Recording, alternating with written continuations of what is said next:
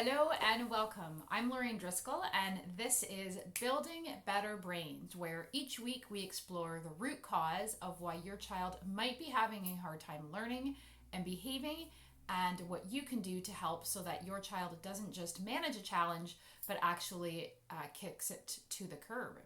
Today and the next few weeks is all about sleep, both the impacts of sleep deprivation on ADHD and learning, as well as why your child can't sleep and what you can do to correct that. So sleep matters a lot.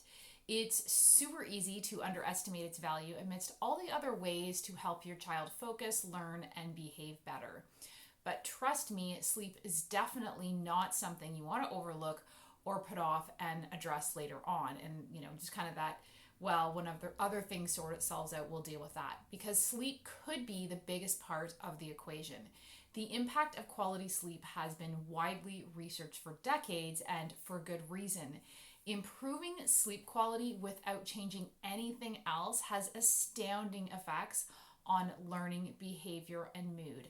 Lack of or poor sleep, even among children who are otherwise neurotypical, has been found to result in poor memory, poor focus, irritability, hyperactivity, impulsiveness, and short attention spans. And then there's other stuff like, being moody and emotional reactivity. One study actually revealed that lack of sleep impacted a child's ability to problem solve, be creative, self-regulate, and that these children in general tended to score lower on IQ tests. A world first-class study based out of Australia stated even mild cases of sleep deprivation may be linked to issues such as feeling unwell, worry, sadness, nervousness, lack of confidence, a bad temper, poor behavior, fighting, lying, stealing, and hyperactivity. So other research declared children with chronic sleep problems were 4 to 5 times more likely to be diagnosed with behavioral disorders, and yet another study revealed that lack of sleep impacted the development of executive function, a major identified area of underdevelopment in children with ADHD as well as learning disabilities. If executive function is weak, all sorts of symptoms related to ADHD and learning will crop up. You've probably seen this if your child has an IEP, that they have issues with executive function. So Dr. Dean Beebe, director of the neuropsychology program at Cincinnati Children's Hospital, stated that inadequate sleep causes everyone, including children, to be biased towards seeing the world in a more negative light and less in a positive one. Children can have problems regulating the ups and downs in their moods, leading to wider and more rapid reactions to relatively minor events. And I think we can all relate to this when we don't get enough sleep, so it should come as no surprise. So Dr. Jody Mindel, the associate director at the Sleep Center at the Children's Hospital in Philadelphia, stated that children who don't get sufficient sleep at night are more likely to be overreactive and non-compliant, as well as being more withdrawn and anxious. So you might have seen this. Maybe your child isn't so much hyper, but there's a lot more anxiety and so forth. We know as adults that lack of sleep makes us crazy, so we shouldn't be surprised that this will have the same effect on our children. And sleep is necessary to regulate stress hormones. Lack of sleep spikes cortisol. A child with too much cortisol is not going to be a happy camper. So the next question you have to ask is it really ADHD or is it a sleep disorder? So it's also important to note that poor sleep is not always a symptom of ADHD, but can in fact be the cause. A recent study actually found that a large number of kids diagnosed with ADHD in fact had a sleep disorder, and when they were treated for their sleep disorder, their ADHD actually disappeared completely.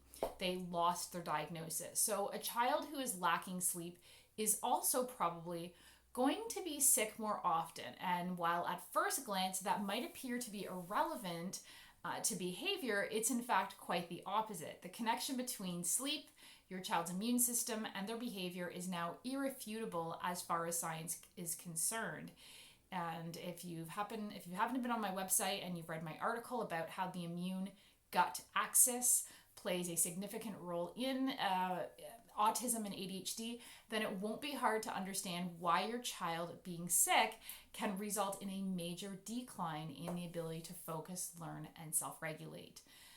Lack of sleep further affects your child's immune system by hindering your child's ability to fight off infections. The body does most of its detoxing at night when your child is sleeping, and sleep is also when your child's body produces cytokines which fight off infection, keeps your child's immune system modulated, and keeps your child's brain in their gut as well as the brain in their head happy. So let's put all the cards on the table. Sleep is tricky. You might already know some of the stuff I've talked about or mentioned, but your child can't fall asleep or stay asleep.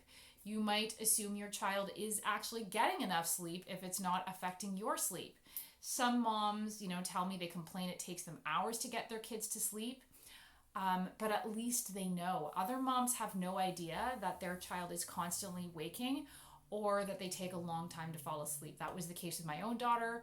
It was only when we were at a doctor's appointment that I found out it takes her sometimes 2 to 3 hours to fall asleep. So for kids on the spectrum or with ADHD, difficulty falling or staying asleep is a common complaint among parents.